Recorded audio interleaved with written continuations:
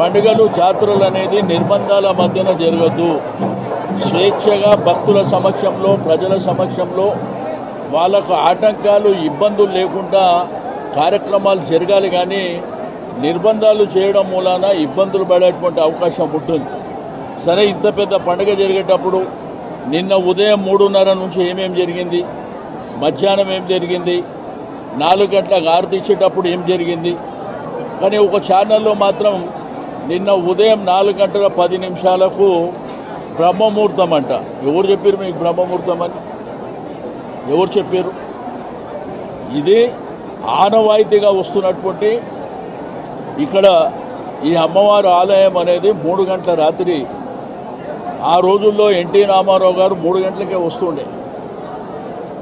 అయితే 3 గంటలకు మరి మొదటి పూజతోనే ప్రారంభమైనటువంటి కార్యక్రమాలు నిన్న డిలే జరిగింది. మరి మధ్యాహ్నం కూడా ఆరతి జరిగేటప్పుడు కూడా డిలే జరిగింది. కాబట్టి నేనేమంటా అంటే అందరం కూడా సమన్వయంతో జాతరని బ్రహ్మాండంగా జయప్రదం చేసుకోవాలి.